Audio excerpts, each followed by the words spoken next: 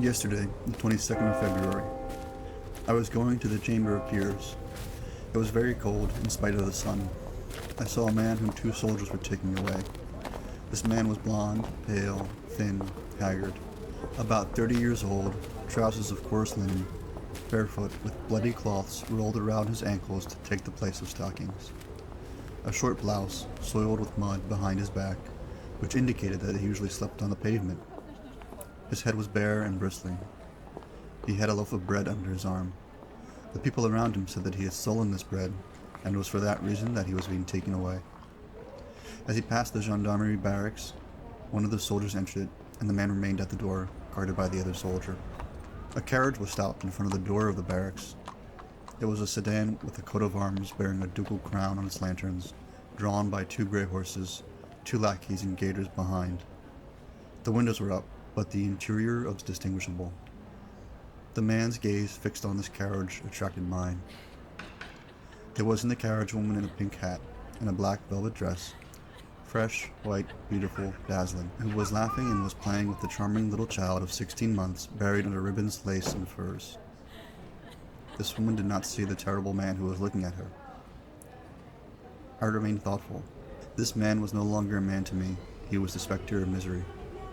From the moment this man perceives that this woman exists, while this woman does not perceive that this man is there, the catastrophe is inevitable.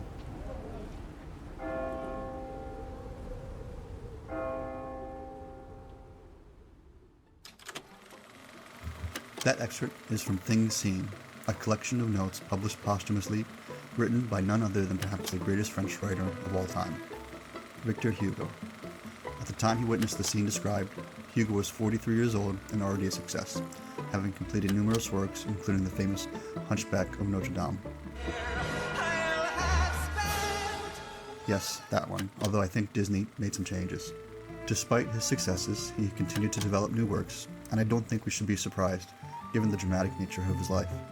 He was born in France just after the brutal French Revolution, just when Napoleon Bonaparte took control of the country, was declared emperor, and conquered half of Europe, before being exiled twice.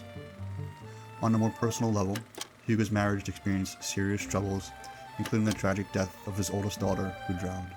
Despite of, or perhaps because of, this turmoil in both his life and his country, Hugo was able to channel this inspiration into a new work, which would arguably become his greatest masterpiece. Which one?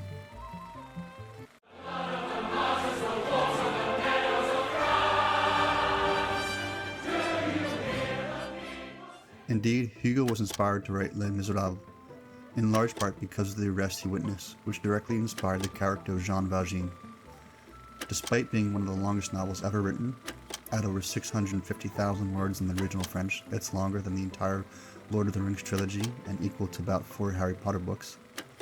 It was a huge success, and beyond that, inspired one of the most successful musicals of all time and over 50 film adaptations, including the famous multi-Oscar winner released in 2012. Obviously, Hugo was not alone in being deeply moved by the scene he witnessed. Of course, this raises the question, why? Why? Why? Why? Why? Why? What makes that story so powerful to so many different people? While there are undoubtedly more than just one reason, I'd argue that the deepest is perhaps that humans have an innate sense of justice.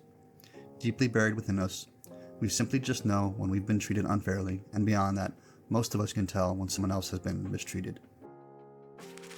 Indeed, Joseph Piper, the 20th century German philosopher, argues that injustice is perhaps the clearest evidence of justice. After all, to deny the objective reality of justice in favor of relativism or similar ideologies is to claim that every injustice, including the worst that we can imagine, are merely just illusions or at best, personal emotions. This raises another question quickly. If injustice proves that justice is real, what then is real justice? How can we identify it? Can we find a positive definition rather than just a negative proof? Can it be discussed rationally and objectively, which is to say scientifically, in the classical sense? Well, to get to the bottom of all this and answer these questions satisfyingly, I think we need to roll it back a bit. A few thousand years to be exact. Indeed, people have exploring these questions for thousands of years, including the ancient Greeks. One of the first philosophers ever, Thales of Miletus, defined justice in terms that I think many today would approve of, saying, if neither excessive wealth nor immoderate poverty is in a nation, then justice may be said to prevail. Bias of Barini, one of the ancient 7 sages of Greece, offers an even stronger definition, saying justice is when everyone in the state fears the laws as he would fear a tyrant. Chilon of Sparta, another sage, offers a slight moderation, saying justice is achieved when people pay the most attention to laws and the least to orators, maybe in our days, politicians and influencers.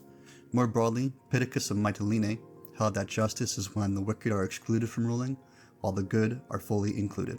Solon the lawgiver, an influential statesman in Athens, offers another alternative, saying that justice is achieved when criminals are judged by those who have no connection to the crime as if they themselves were the victims. Interestingly, while all these definitions seem similar, they are certainly not identical. Can we know which, if any, are right and which, if any, are best? Perhaps a better question to ask, is there a way to unify and simplify these different thoughts into a single complete definition? Well, again, Piper would argue yes, pointing to arguably the greatest philosopher ever, Aristocles. Well, you probably know him by his wrestling nickname, Plato, which means broad-shouldered. Building off those earlier Greek thinkers mentioned before, Plato offers a definition that has endured throughout the ages for its simplicity and profound depth. His answer, almost tautological in its clarity, is foundational to Western philosophy and its legal tradition. So, what is it? Well, it's this. Justice is rendering what is due. Or, in other words, justice is giving each person exactly what they deserve. So, of course, this leads us into the next question. What, if anything, are we due? Well, the short answer is you are owed what you need to be yourself, or more precisely, what you need to be a good human. In other words, Plato's understanding of justice holds that each human person is entitled to certain goods, which is where, in part, modern human rights come from. And while it would likely be impossible to provide an exhaustive list of human goods, due to the inherent diversity of human life, we can at least begin to categorize these goods in a meaningful and helpful way. For example, one useful distinction is between intrinsic and extrinsic goods. Intrinsic goods are universal and inherent to human nature, things like food, water, shelter, and health. These are needed simply by virtue of being human. Extrinsic goods, on the other hand, are those that arise from social agreements, such as business contracts or conventions around modesty. However, it is important to note that extrinsic goods should always be subordinated to intrinsic goods.